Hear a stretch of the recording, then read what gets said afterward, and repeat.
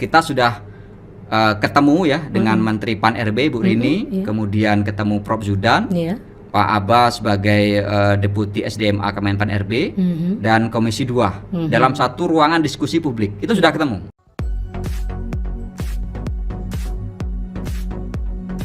Kembali hadir menyapa Anda dalam podcast TVRI Bicara. Nah, kita akan membahas mengenai isu alih status P3K menjadi PNS yang saat ini tengah menjadi perhatian publik.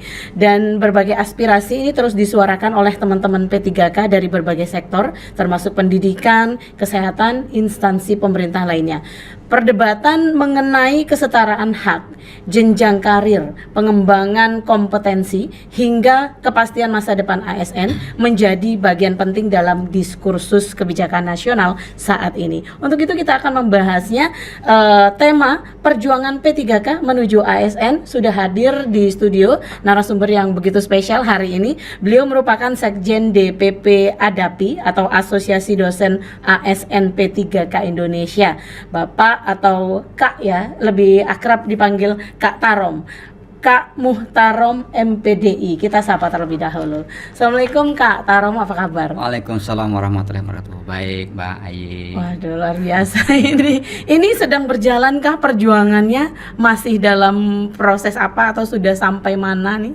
Ya, saya kalau mendengar istilah perjuangan kok agak sedikit merinding ya.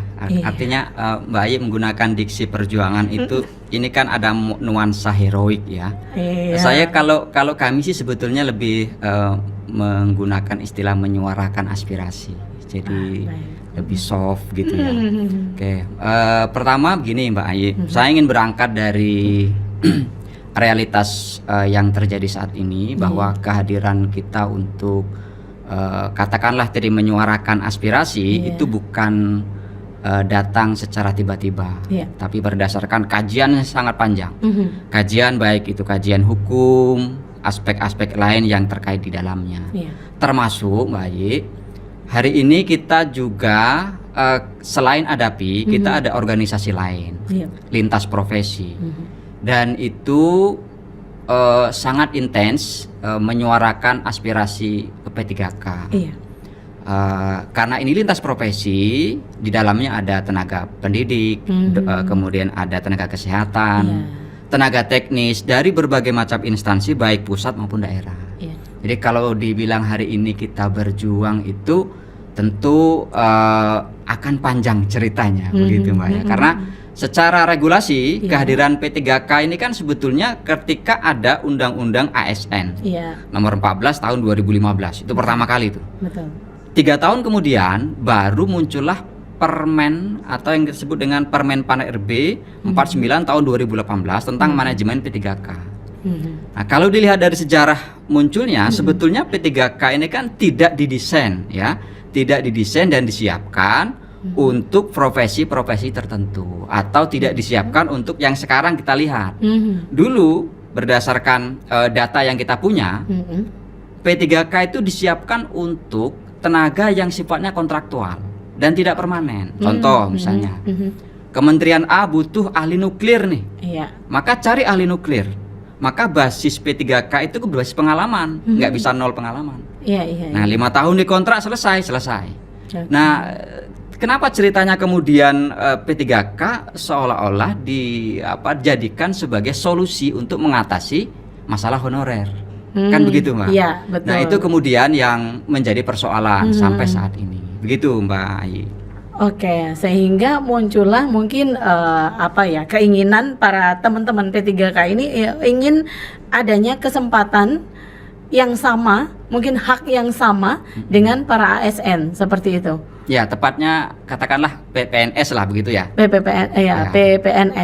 Gitu. Karena ASN itu ada P3K kita dan juga PNS. Ya, karena memang dari awal didesain secara filosofis, bukan untuk jabatan yang sifatnya untuk kontraktual, maka tentu kita berkeinginan kemudian bagaimana ada semacam karir yang berkelanjutan, karir yang jelas. Kalau persoalan kesejahteraan itu variabel nomor sekian lah ya, karena itu kan ya hak dan kesejahteraan itu mungkin bagian. Kalau misalnya karir sudah jelas, maka otomatis kesejahteraan. Kemudian hal lain yang terkait dengan hak, saya kira mengikut saja. Baik. Begitu, Pak. Nah, sejauh ini sudah sampai mana? Kalau saya dengar-dengar sudah sampai DPR ya, dan sedang menjadi rembukan ini khusus untuk teman-teman P3K ini, betul nggak? Ya, betul. Udah sampai sejauh mana ini aspirasi teman-teman P3K yang memperjuangkan ini? Baik, Mbak Aye, setahun terakhir ini, tepatnya dari Januari sampai Juni, isu P3K ini menjadi isu yang sekarang mungkin sangat hangat, bukan hangat lagi. Kenapa? Karena bayangkan dalam 2 bulan ini Komisi 10, Komisi 2 itu melakukan rapat kerja dengan mitra kementerian yang terkait dengan status kepegawaian. Beberapa waktu yang lalu, 8 Juni yang lalu, ada RDP Komisi 2 dengan seluruh gubernur, bupati, asosiasi wali kota se-Indonesia, termasuk Menteri Dalam Negeri, khusus membicarakan soal nasib P3K. Itu di Juni. Kemudian Mei dan beberapa bulan sebelumnya. Kenapa ini kemudian diangkat dan menjadi isu yang penting untuk diselesaikan? Karena problem P3K ini sebetulnya kalau tidak diberikan perhatian khusus, maka ini nanti akan berdampak kepada pelayanan publik. Kenapa? Ketika jenjang karir yang tidak jelas, kemudian tidak diikuti oleh hal yang lain, maka konsentrasi dalam bekerja itu akan terganggu. Bagaimana misalnya seorang dosen harus riset, Tridharma itu kan mengajar, mendidik, kemudian meneliti dan mengabdi. Kalau terbayang terus di pikiran, tahun depan diperpanjang atau enggak ya? Tahun depan kita udah selesai nih kontraknya. Maka riset yang kita lakukan terputus. Sementara pemerintah berharap kita riset dari perguruan tinggi itu berdampak dan berkelanjutan. Nah, maka dalam beberapa jenis profesi memang P3K itu tidak pas untuk profesi-profesi itu, termasuk di dalamnya ada dosen. Termasuk ya, saya menyebutnya termasuk karena di dalamnya. Nah sebenarnya teman-teman DPP Adapi ini terbentuknya apakah memang karena ingin menyuarakan ini atau sebelumnya memang sudah terbentuk seperti itu? Komunitas ini termasuk komunitas ya? Organisasi profesi. Organisasi profesi. Mungkin bisa dijelaskan apa sih dan latar belakang dari terbentuknya DPP Adapi? Saya ingin kembali ke beberapa tahun yang lalu. Tahun 2016 ada namanya Organisasi Ikatan Dosen Tetap Non PNS. Jadi sebelum kita menjadi dosen P3K itu Mbak Aye, itu dulu status kita adalah dosen tetap non PNS. Direkrut melalui Peraturan Menteri Pendidikan dan Kebudayaan nomor 84 tahun 2013. Jadi untuk menjadi dosen itu lewat mekanisasi tes. Sama persis dengan tes P3K dan tes PNS. Ada TKB, TKD. Kemudian kita lulus. Nah, pada saat kita menjadi dosen tetap non PNS inilah karir kita mulai di jalan. Sampai akhirnya tahun 2013 ada penerimaan P3K, tepatnya adalah waktu itu alih status melalui mekanisme tes. Akhirnya seluruh dosen ikut. Nah, organisasi yang tadinya IDTN PNS RI atau Ikatan Dosen Tetap Non PNS RI yang berpusat di Jakarta, kemudian bertransformasi lewat Munas pertama atau Kongres keempat IDTN PNSI di Solo. Berubahlah namanya menjadi Asosiasi Dosen Tetap, Asosiasi Dosen ASN P3K. Isinya siapa? Semua anggota IDTN dari kampus negeri, baik itu yang di bawah Kementerian Dikti Saintek sekarang maupun di bawah Kementerian Agama. Jadi 2025 kemudian kita coba untuk kembali bagaimana berharap awalnya menjadi dosen P3K itu adalah solusi dari dosen tetap non PNS awalnya. Tetapi kemudian justru masalahnya baru muncul. Kenapa? Ketika kita menjadi dosen tetap non PNS, jabatan fungsional kita itu udah lektor kepala, lektor. Pangkat kalau diinpasingkan 3D. Ketika jadi P3K, kita kembali ke nol. Dihitung 0 tahun ya. Betul, Mbak. Jadi jabatan fungsional kita itu kembali ke asisten ahli. Padahal tadi kalau lektor kepala 1 trip lagi itu profesor tuh, Mbak. Betul. Ini harus kembali ke AA dan lebih mirisnya lagi, hitung masa kerja itu 0. Kalau misalnya kita mau ke guru besar itu kan butuh waktu yang lama, Pak. Betul. Sementara kalau kita tadi dosen tetapkan PNS itu satu strip lagi itu sudah profesor, guru besar. Nah, itulah kemudian teman-teman, karena ini adalah problemnya yang sangat luar biasa besar, maka teman-teman berharap ayo kita melakukan upaya-upaya untuk menyuarakan ini ke pusat. Baik. Dan juga perlu saya tambahkan Mbak Ayi, dulu kita belum fokus ke alih status. Iya. Kita adalah penguatan status dan karir P3K. Nggak ada itu dulu istilah kita, arah perjuangan kita belum ke alih PNS belum. Belum, iya. Belum. Karena waktu itu kita sudah ketemu ya dengan Menteri Pan RB Bu Rini, kemudian ketemu Prof Zudan, Pak Abbas sebagai Deputi SDMA Kemenpan RB, dan Komisi 2 dalam satu ruangan diskusi publik. Itu sudah ketemu. Oke. Dan kita bicarakan bagaimana nasib dosen terkait dengan karirnya. Nah, gitu. Selepas diskusi publik, kita juga ke Komisi 2. Komisi 2 yang membidangi soal kepegawaian. Oke. Akhirnya DPP mengumpulkan Biro Hukum. Di DPP ada Biro Hukum. Kita minta mereka untuk mengkaji apakah penguatan status ini masih relevan. Hasil kajian teman-teman DPP Hukum, bidang hukum, menyatakan bahwa tidak ada satu instrumen hukum yang bisa menguatkan status karir P3K. Lalu kita tanyakan apa solusinya? Solusi mereka adalah satu hal, yaitu alih status ke PNS. Itu solusi yang paling realistis dengan kondisi yang sekarang ya Mbak ya. Karena memang Undang-Undang Nomor 20 Tahun 2023 tentang ASN itu sampai hari ini belum ada aturan turunannya. Oh gitu. Jadi kita nggak bisa berbuat banyak karena memang nggak ada aturannya. Tidak ada payung hukumnya. Tidak ada payung gitu hukum. Ya. Nah itunya kemudian yang nggak ada jalannya kecuali semua P3K se-Indonesia. Kalau data statistik BKN kan per 1 Desember 2025 kemarin jumlahnya kan 2 juta sekian. Yang paruh waktu ada sekitar 600 sekian. Ya 2,7 juta P3K se-Indonesia. Dari hitung-hitungan kita tentu ini bukan jumlah yang kecil.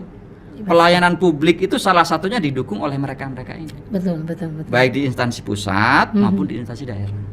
Jadi itu kemudian teman-teman, ayolah kita serang arah kebijakan organisasi kita ubah dari penguatan karir dan status P3K ke alih status PNS. Gitu. Iya, kalau misalnya seperti itu berarti ada juga ketimpangan hak dan kesejahteraan ya antara teman-teman P3K dan PNS. Gitu. Itu juga yang menjadi salah satu teman-teman juga harus nih ngejar bagaimana kejelasan status nih dari teman-teman P3K. Kalau kesejahteraan dengan hak di DPP Adapi itu menjadi variabel yang nomor sekian, Pak. Karena kesejahteraan itu kan sangat tergantung mengikuti dan sangat tergantung kepada instansi.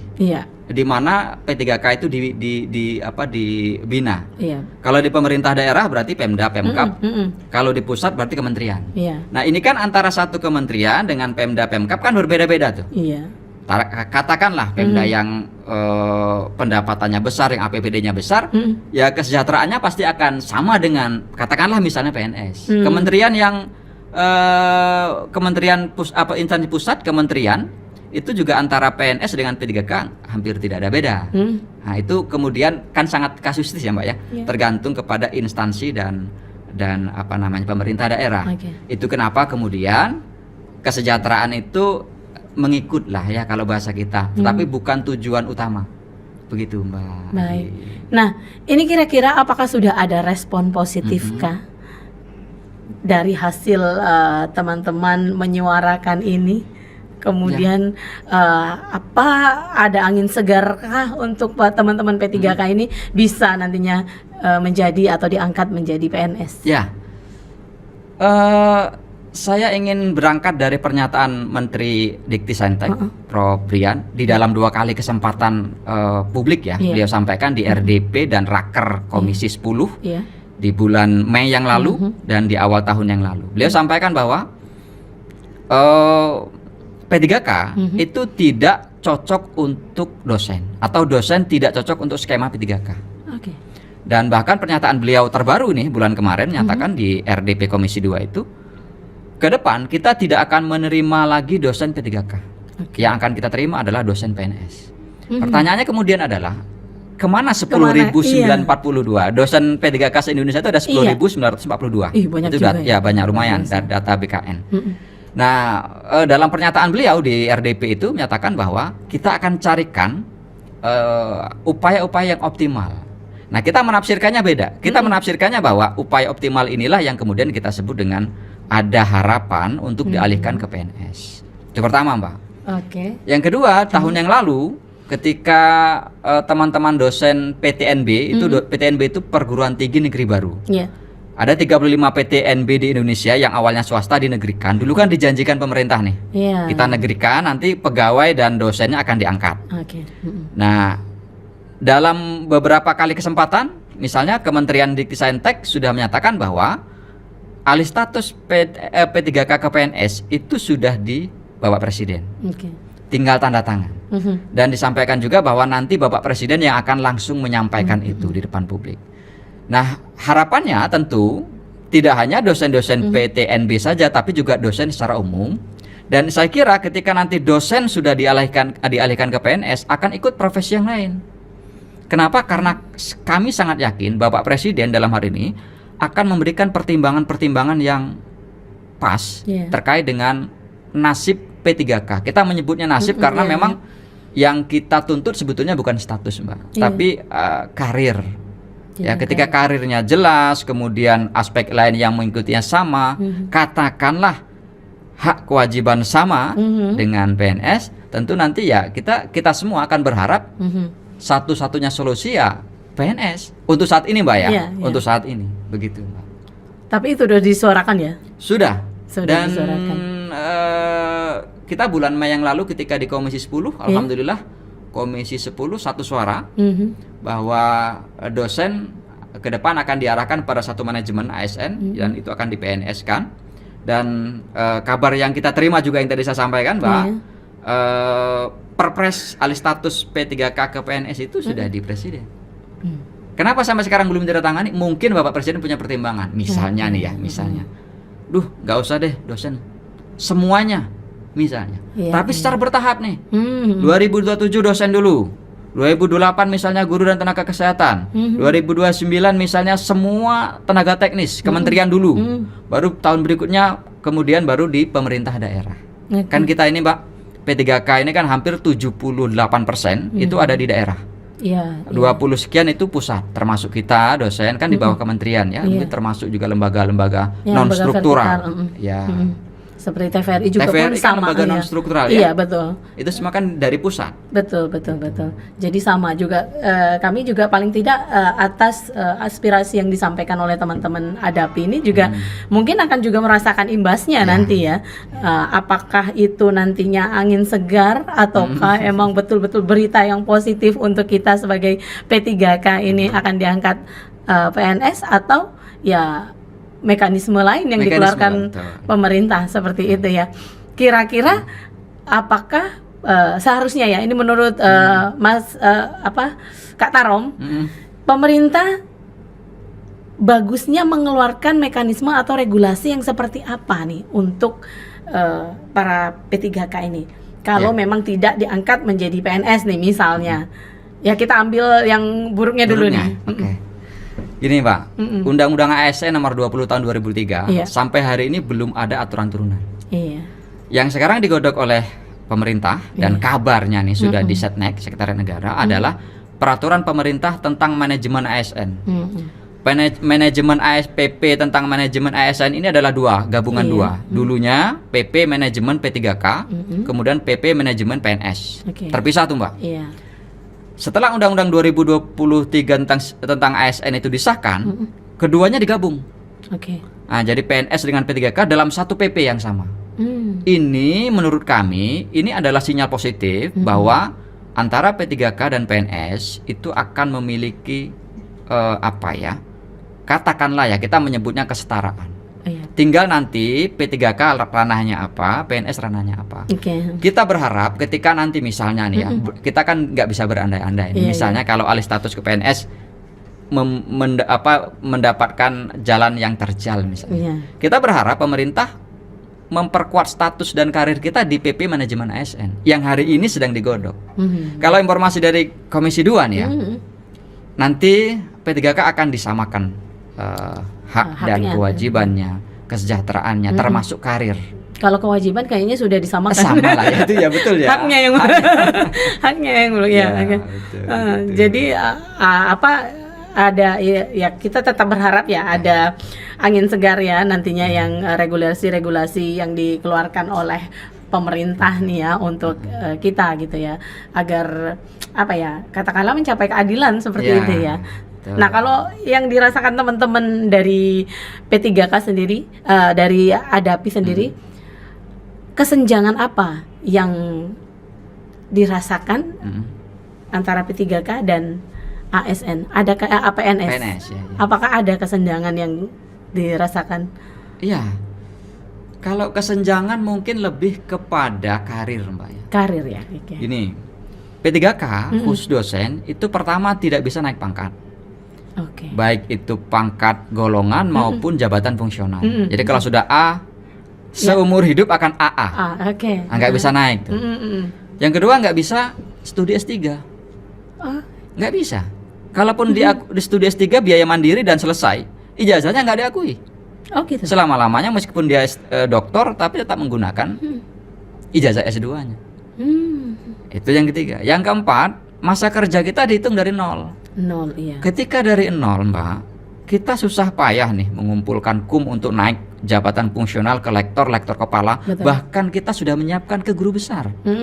Ketika kembali ke nol, iya. itu kan butuh waktu sekian tahun tuh untuk situ, kan panjang sekali. Nah, itu kenapa kemudian katakanlah ya kita boleh menyebutnya ada perbedaan antara dosen PNS dengan dosen P3K, tapi bukan dalam kerangka untuk membenturkan keduanya, bukan. Karena ketika kita diminta untuk bertridharma sama, kemudian dalam sisi yang lain itu kan gini, Mbak. Ada pengamat kebijakan publik menyebut bahwa kebijakan ini disebut dengan anomali kebijakan atau dualisme ASN. Di satu sisi kita diminta untuk berkinerja sama dengan katakanlah PNS, tapi di sisi lain kita tidak diberikan hak untuk berkarir. Karena ini yang terjadi, maka mau tidak mau kita harus berupaya dan menyuarakan. Nah, itu kemudian kenapa? Ya ketimpang sekali. Kita nggak bisa naik pangkat itu sudah ini, Mbak ya, rugi di umur ya, rugi di betul. waktu dan lain sebagainya. Padahal kalau dari segi kredibilitas tidak kalah ya. Oh ya, tentu. Beberapa dosen P3K itu ada yang risetnya kerjasama dengan luar negeri, Mbak. Dan itu saya kira aset. Kalau misalnya hanya berpikir jangka pendek, ya banyak dari kita yang sudah keluar. Kita tidak. Kenapa kita terus memilih untuk tetap menjadi P3K? Karena ini sudah pengabdian. Nggak ada kata lain, pengabdian. Kalau nggak mikir pengabdian, udah keluar kita. Pengabdian seumur hidup dong. Nah, itu dia. Iya. Baik, Kak Tarom, dari sisi manajemen ASN ini ya, apa sih sebenarnya keuntungannya jika pemerintah memberikan jalur ahli status ini bagi P3K tertentu, misalnya hanya dosen seperti itu. Kemudian bagaimana nasib-nasib P3K yang lainnya? Oh ya.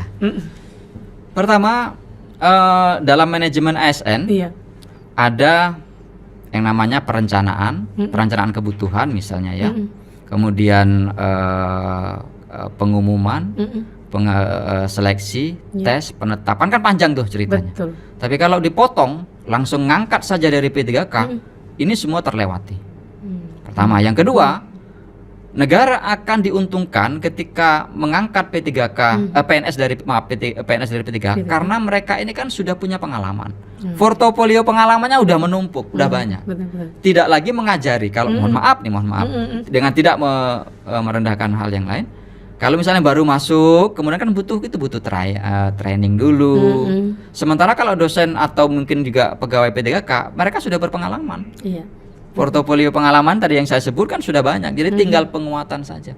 Negara pasti diuntungkan, karena mendapatkan sumber daya manusia yang sudah terlatih, betul, gitu ya, yang sudah terlatih, yang sudah punya pengalaman. Tentu karena pengalamannya sudah banyak, ini kan berkontribusi terhadap peningkatan kualitas entah lembaga pendidikan, kualitas instansi dan lain sebagainya. Semuanya ya. Nah, kemudian yang selanjutnya. Kemudian bagaimana dengan P3K yang lain? Misalnya nih, ketika nanti dosen ternyata akan alih status. Saya kira pemerintah punya target jangka panjang. Kita berharap dengan Bapak Presiden, pemerintahan yang saat ini, karena ini adalah menyuarakan dalam jangka panjang. Betul. Tentu kita tidak bisa langsung tuh 2 juta, 2,6 juta itu dalam waktu yang sama diangkat, enggak. Jadi bertahap ya. Ya, Presiden SBY dulu kan mengangkat PNS kan bertahap. Iya. Tidak langsung sekian juta itu enggak. Iya. Nah, waktu itu ketika zaman Pak SBY kan diangkat, moratorium hampir 8 tahun tuh. Ketika moratorium penerimaan CPNS tidak dibuka, kan ada waktu 8 tahun kita nggak ikut tes dulunya kan. Termasuk saya juga berapa tahun lebih itu nggak ikut, terakhir 2018 ikut tes CPNS karena sebelumnya moratorium. Nah, saya kira pemerintah pasti akan berpikir untuk kepentingan bangsa, karena P3K adalah ujung tombak pelayanan publik. Betul. Sehingga mau tidak mau ya karir, setidaknya karir dan lain sebagainya harus diperjelas. Harus diperjelas dan Betul. disamakan ya haknya ya. Disamakan lah. Betul. Jadi ini harus menjadi PR besar juga ya, evaluasi bagi pemerintah untuk semua teman-teman P3K juga. Ya, betul. Baik, wow luar biasa. Kak Tarom, terima kasih waktunya. Ini nggak terasa ya, ternyata udah 30 hampir 30 menit ini kita ngobrol. Harapan nih untuk semua teman-teman P3K yang harapan untuk pemerintah kepada kebijakannya terhadap teman-teman P3K.